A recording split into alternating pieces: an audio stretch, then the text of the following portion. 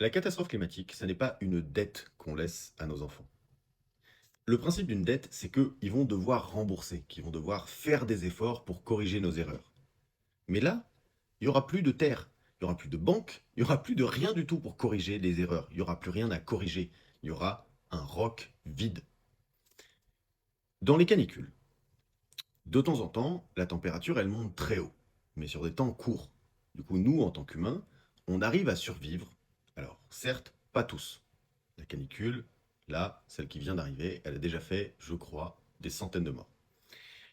Mais nous, on se met un petit peu au frais, etc., etc. On développe des espèces de trucs d'urgence qu'on va déployer quand il fait extrêmement chaud, de la même façon que quand il fait extrêmement froid, ben, on sort plus de couverture, etc. On a des dispositifs d'urgence pour survivre. Vous n'allez pas climatiser des champs entiers. Quand une canicule, elle crame une récolte, c'est fini. Quand une canicule, elle crame une forêt, c'est fini. De temps en temps, les canicules, elles poussent un tout petit peu trop haut.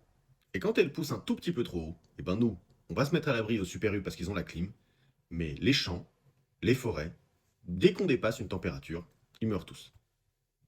Tous les végétaux de France, ils pourraient mourir. Sur un choc à 50 et des brouettes degrés, vous pourriez transformer la France en désert. Vous comprenez ce qu'on joue là? C'est pas une dette, hein. Il n'y a pas de oh zut, oh là là, mes enfants, ils vont devoir rembourser le fait que j'ai cramé la planète. Non, non.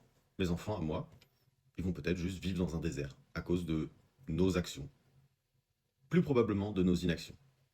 Parce qu'en fait, nos actions, c'est-à-dire choisir tous les jours de continuer à vivre dans cette société pétrolière, elles ont assez peu d'impact.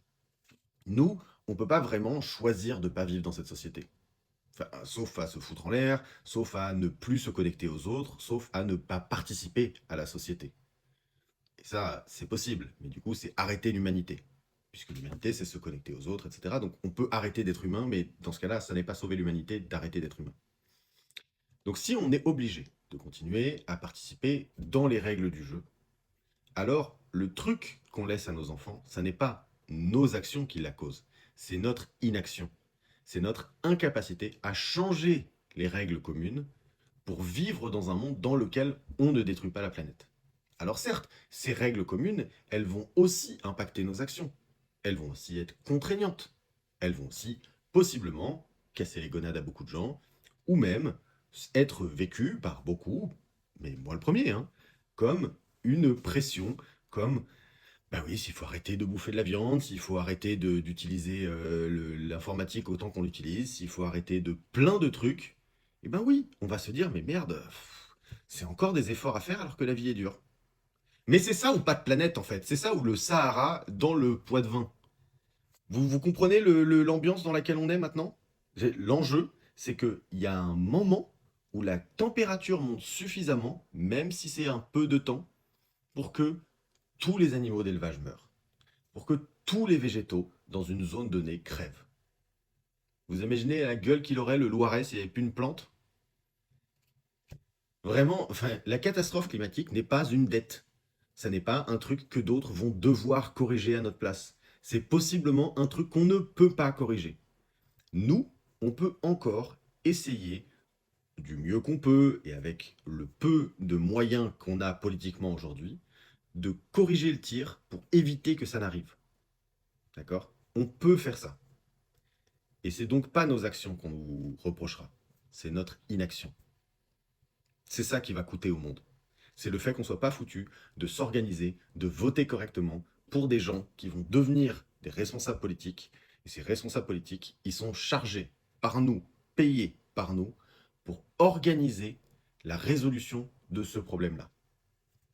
Il faut donc choisir des responsables politiques qui déjà ont en tête que c'est un problème, qui ont en tête que c'est pas en foutant des migrants à la mer qu'on va résoudre ce problème. Donc il nous faut des gens qui sont bosseurs, il nous faut des gens qui sont conscients du problème, et il nous faut des gens qui sont en capacité de nous inclure, nous, dans la résolution de ce problème. Je dis nous inclure parce qu'en fait, si jamais je vous impose des choses, eh bien vous allez beaucoup moins bien le vivre que si je dis, ok, on est ensemble, je suis avec vous, quelles mesures, toi et moi, on s'impose pour résoudre ce problème. Si vous, vous faites partie de la décision, si vous décidez vous aussi de vous imposer avec les autres, c'est contrainte, parce que ça va être des contraintes. Je veux dire, j'aime pas le terme de écologie punitive, mais si, on va devoir, nous, se priver. En tout cas, on va être dans une écologie privative, en tout cas, parce que on n'a pas le choix. Parce que c'est ça, ou pas de planète. Et pas de planète, pas de planète.